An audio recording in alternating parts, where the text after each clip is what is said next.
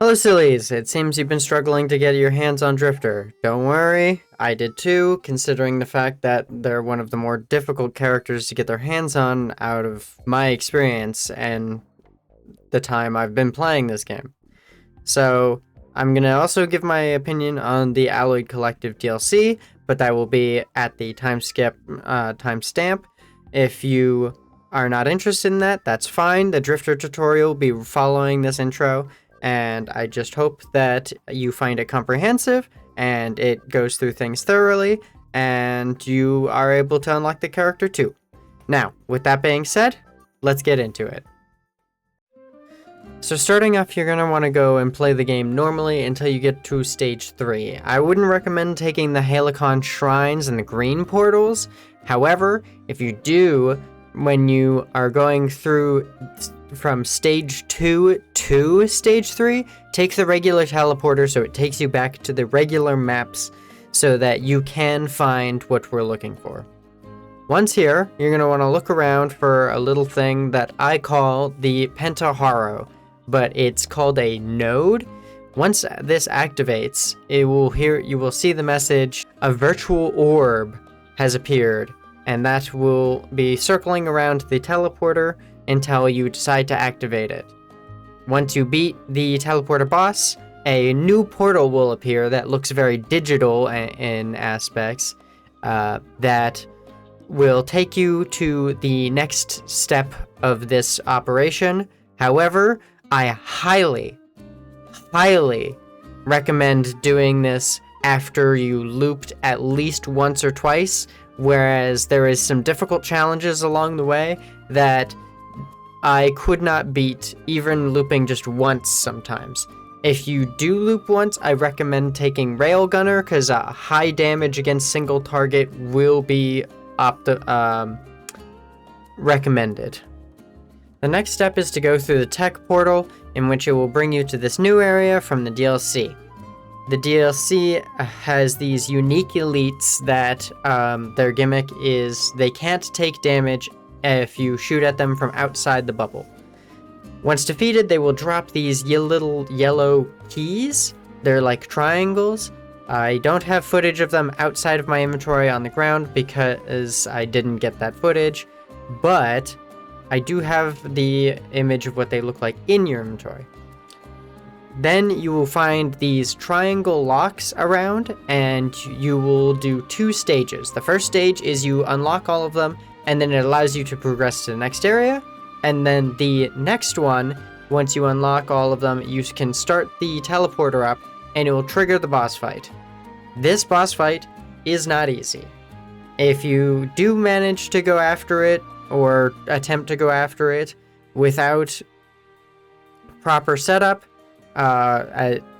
e.g. looping once or twice, be very careful. It is Risk of Rain. This boss will one-shot you out of nowhere sometimes. And then after you defeat it, you proceed through this portal. Congratulations, you're nearly at the final step. Now, there is another boss fight back-to-back with the previous boss fight, where you have to take down this massive, essentially soulless unit, but it's bigger. It has nearly 3 million health, so this is why I said either Railgunner or loop a lot, and it has multiple phases. Unfortunately, my friend had Benthic Bloom, which means that they basically two-shot the boss, but there is phases to it. First phase, it does basically nothing. The second stage, it does a big laser attack, and then also does a outward ring attack, which it did in phase 1. And then phase 3, it does both of those attacks, but it also has a overheat mechanic where the entire room turns red, and you essentially are stuck in the grandparent attack, where you gain a bunch of burning status effects. I never got to that phase, and I don't know how to beat it, but I'm assuming that there's cooling cores that you can go near, and you will not burn to death. Now that that's out of the way, we can also mention that once you beat this boss, you're not entirely done yet. You're close, but you're not there. You then have to go to this side room where there's like a bunch of fog, and go into there, and there will be 2 cores, I suppose, lying around, and they will unlock jailer cells, which I will show you in the inventory. Those are needed to go back and unlock Drifter. But after you get them, there is a boss fight with a multi. My friend got stuck in that because she tried to leave before I did, allowing the boss fight to take place with her.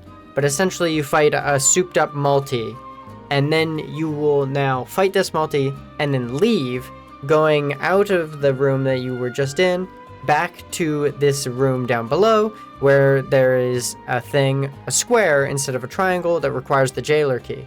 You use that, then you go to the next area and you use the next one to free Drifter. And congratulations, you now have unlocked yourself Drifter. Now, I hope that you enjoyed this segment of the video. If you are staying for my usual content, then that is happening now. If you are doing the just Drifter portion of the video, you are now done, and thank you for sticking around. Alright, yeah, I'm back on my face cam. So my initial thoughts with the Alloyed Collective are significantly better than the previous DLC. I think that Drifter is my favorite out of the 2 new characters. Drifter is easily, I wouldn't say broken, but way more fun to play than Operator. I don't think there's anything wrong with Operator, but they do kind of lack that oomph that I'm after. I feel like I was using them and I was having fun with Operator, but I also struggled to deal meaningful damage even when I stacked my items in what I thought was the correct way. However, I could have been stacking them incorrectly, and then therefore that means that I was just not doing as much damage as I could have been. But as I said, I like Drifter a lot more. I like that you can pick things up and move things, so what I do if I'm playing with my friend, which I've only done once or twice, is I'll pick up these shrines and I'll just move them closer, especially like the healing shrine, just move that over to the teleporter before we start the boss fight, and things like that. Now, my other like with this is that it feels a part of the like actual game, because they worked with people who had worked on, and like fans and other people who had worked on previous Risk of Rain work. So it feels like it's just a part of the game, and I like that. The only enemy that they introduced that I do not like is this like this cylinder thing. I hate that. I hate this thing so much. On its own, it's not that bad. It will shoot up and it will put out a bunch of little like balls that track you and then blow up, and that's fine. But they spawn in vast quantities on the maps that they're from, and then on top of that, if that enemy, the tube, is an elite, then all of the little enemies, the little like bombs, will also become elites. So I had a run or two where I was a bit behind the difficulty curve, and I fell way behind the difficulty curve because the boss would be coming at me, and it was a magma worm, and the tube would spawn, and it was a healing elite, and then it would open up and let out all of these little balls, and those also would heal the boss, so its health bar would just shoot up. And at that time I was behind the difficulty curve, so therefore I couldn't really dedicate the time to focus that one enemy and get rid of it, so I ended up just calling that run. So my biggest thing is I just don't think those little like ball things should be elites too, but I'm not gonna, it's not like game breaking, it's just annoying is all. Then my other thing is, actually I don't have any other downsides. That's pretty much my biggest one. My friend doesn't like the one that like steals your items. I haven't had a problem with that one because I see it like doing the scan for like the charge, and I just dart to left or right, and then I dodge it. But I can understand in the chaos that you might just miss that, and then it's annoying to have your items stolen. But I think it's a cool enemy and idea, and it's not like they're gone. The item's gone forever. You just gotta take down that enemy, and you get the item back. I haven't played with any of the items yet. Well, not any. I haven't played with any of the more rarer ones. I see there are new blues, and I see that there are some more reds and yellows. I haven't gotten pretty much any of the blues or the reds. Actually, that's a lie. I got the buddy core. So I've had 2. Yeah, no, I've had the buddy core as the red, and that's about it. And then all the common items I've had. There's nothing in the game that this DLC seems to like break, which I like, because with the previous one there were so many items where they just like broke the entire flow of the game, and a lot of people just stopped playing. Also, the elites, they're not that bad. The new elites, they're only specific to that area, so it's not that big of a deal. And all they do is you can't hit them, so you just have to get close to them, and then you can hit them, so. All in all, for about 16 bucks, I had a bunch of Steam money because I sold a bunch of my Rust skins and I no longer have any more.